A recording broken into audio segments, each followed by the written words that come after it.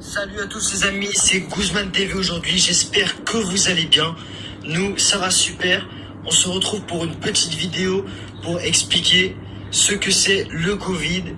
Et nous allons parler aussi des fake news, comme quoi le Covid aurait été créé en laboratoire. Alors tout d'abord, le Covid c'est quoi? Le Covid-19 a commencé en Chine. C'est une maladie infectieuse émergente qui pourrait s'être manifestée dès novembre 2019. Le premier cas signalé dans la ville de Wuhan, la capitale de la province de Hubei, date du 17 novembre 2019. À partir de décembre, Wuhan devient un foyer épidémique majeur.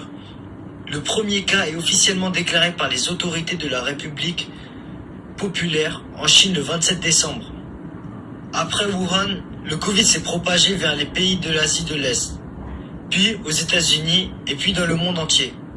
Plus de 190 pays ont été touchés par cette épidémie.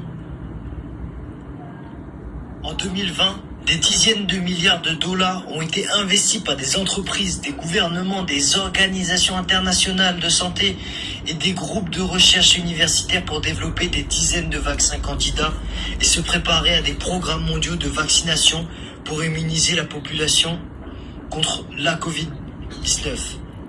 Avant la Covid-19, aucun vaccin contre une maladie infectieuse n'avait été développé en moins d'un an.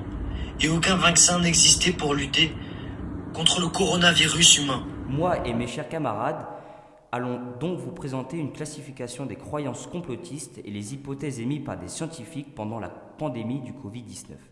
Plus de 2 ans après le début de la pandémie, on ignore toujours l'origine du virus. Cependant, plusieurs hypothèses ont été soulevées par la communauté scientifique et les complotistes. Les plateformes de réseaux sociaux chinoises sont enflammées alors qu'il y circulait une conspiration clamante.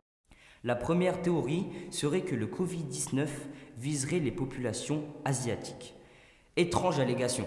Le Covid-19 serait une arme biologique destinée à éliminer une partie de la population asiatique génétiquement plus menacée que d'autres peuples, assurent des complotistes. Une théorie rattrapée par l'actualité et le nombre de victimes à travers le monde. L'épidémie a démarré en Chine et il est normal qu'il y ait eu là-bas plus de décès initialement. Je pense que les raisons des fake news, c'est la propagation des fausses nouvelles, des fausses informations plutôt, peut entraver la réponse aux vraies épidémies.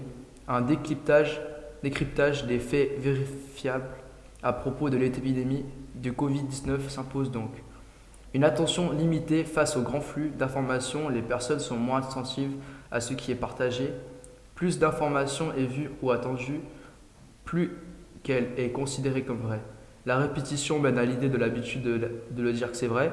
Ainsi, la simple lecture du titre renforcera la croyance dans le contenu de l'article sans même l'avoir lu. On va passer à la conclusion. Du coup, pour conclure, la pandémie du Covid-19 a un très fort impact sur l'économie mondiale.